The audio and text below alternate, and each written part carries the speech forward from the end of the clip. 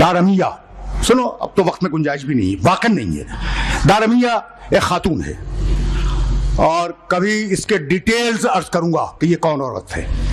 علی کی چاہنے والی، علی کی چاہنے والی، محبت کرنے والی علی سے.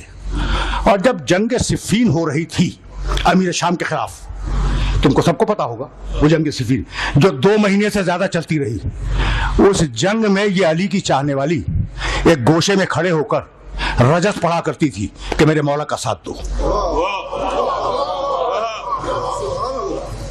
رجس پڑھتی تھی، رجس، کہ میرے مولا علی کا ساتھ دو.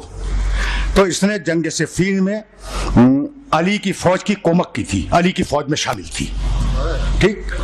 امیر شام مجھ سے بہتر تم جانتے ہو، جب جنگ ختم ہو گئی اور علی اس دنیا سے چلے گئے، علی اس دنیا سے چلے گئے، ایک دن حج کے موقع پر دارمیہ کی امیر شام سے ملاقات ہوئی. میں واقعات نہیں بیان کیا کرتا، بہت کم، میں تو استدلال دیتا ہوں، ٹھیک ہے نا، لیکن جی چاہا کہ یہ واقعہ تمہیں ہدیہ کرو اور 2 جملے مصائب کے اور گفتگو تمام ہو جائے. حج کے موقع پر دارمیہ اپنے گاؤں سے آئی ہوئی تھی، وہ علی کی چاہنے والی، اور امیر شام سے تشریف لائے تھے حج کے لیے. لوگوں نے کہا امیر شام سے کہ آپ کو یاد ہے کچھ صفین کی جنگ میں ایک عورت تھی علی کی فوج میں؟ کہا وہی جو رجس پڑھا کرتی تھی. کہا کہ ہاں. کہا آج وہ اتفاق سے میدان حج میں موجود ہے. کہا بھائی مجھے ملاؤ. کس نے کہا؟ امیر شام نے. مجھے ملاؤ. اس نے نہیں کہا کہ مجھے ملاؤ، اس نے نہیں کہا کہ مجھے ملاؤ. انہوں نے فرمایا کہ بھائی مجھے دارمیہ سے ملاؤ. لائی گئی دارمیہ. اب دیکھو امیر شام اور دارمیہ سامنے ہیں، علی کی چاہنے والی. چھوٹا سا واقعہ ہے، اور اب خستگی محسوس کر رہا ہوں، فقط 2 جملے مصائب کے، گفتگو تمام ہو جائے گی. آئی، سلام و کلام ہوا. کہا کہ دارمیہ تم تو علی کی بڑی چاہنے والی ہو، ذرا کچھ علی کے فضائل تو بیان کرو. کہا امیر شام اگر میں علی کے فضائل بیان کرنا شروع کر دوں تو موسم حج گزر جائے گا، فضائل ختم نہیں ہوں گے.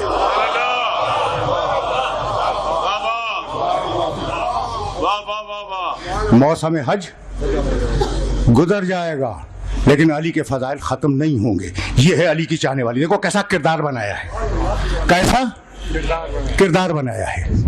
کہا اچھا ایک کوئی فضیلت تو بیان کر دو، کوئی ایک بات علی کے بیان کر دو.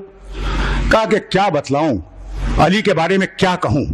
علی جیسے تخت خلافت سے پہلے تھے ویسے ہی تخت خلافت پر بھی تھے، جیسے پہلے تھے ویسے ہی تخت خلافت پر بھی تھے. جملے کی کاٹ کچھ سمجھ میں آئی کہ تم علی کو کیا پوچھ رہے ہو؟ اپنے آپ کو تو دیکھو.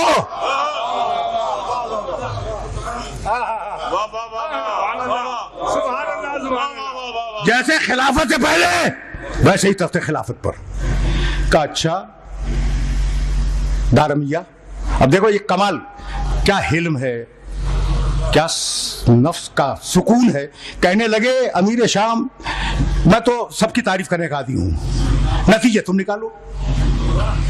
بس ٹھیک ہے نا. کہنے لگے کہ دارمیہ اگر میں کچھ تمہیں ہدیہ کروں، اگر میں تمہیں کچھ مال و دولت دنیا کی ہدیہ کروں تو قبول کرو گی؟ کہا کہ ہاں کیوں نہیں قبول کروں گی، لیکن قبول کرنے کے بعد بھی تم رہو گے، علی علی رہیں گے.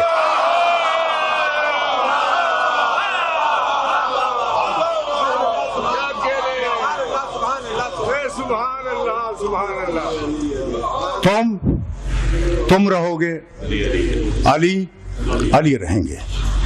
کہا اپنے خزانہ دار سے کہا، تاریخ کا واقعہ ہے، تاریخ کسی فرقے میں پابند نہیں ہوتی، تاریخ جو دیکھتی ہے وہ لکھ دیتی ہے. اپنے خزانہ دار سے کہا کہ اسے 100 سرخ بالوں والے اونٹ دے دو.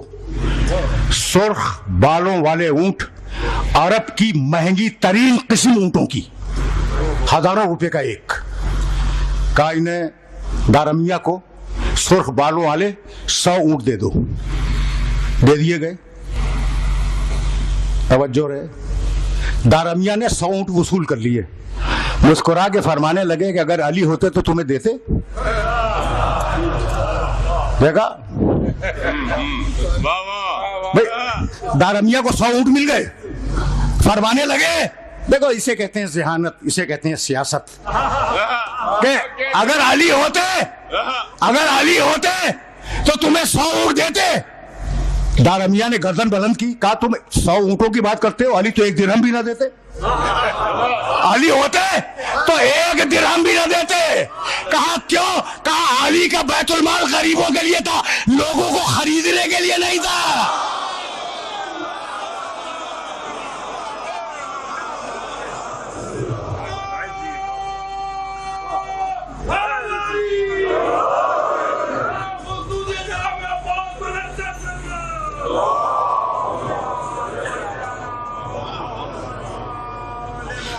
پہنچ گیا یہ آج کا پیغام. علی ہوتے تم 100 اونٹوں کی بات کرتے ہو, علی ہوتے تو 1 درہم بھی نہ دیتے. اس لیے کہ علی کے پاس جو بیت المال تھا وہ غریبوں کے لیے تھا, لوگوں کو خریدنے کے لیے علی بیت المال کو استعمال نہیں کرتے تھے.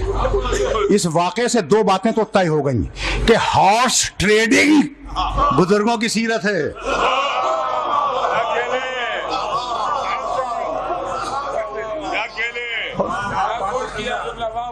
ہے تو یہ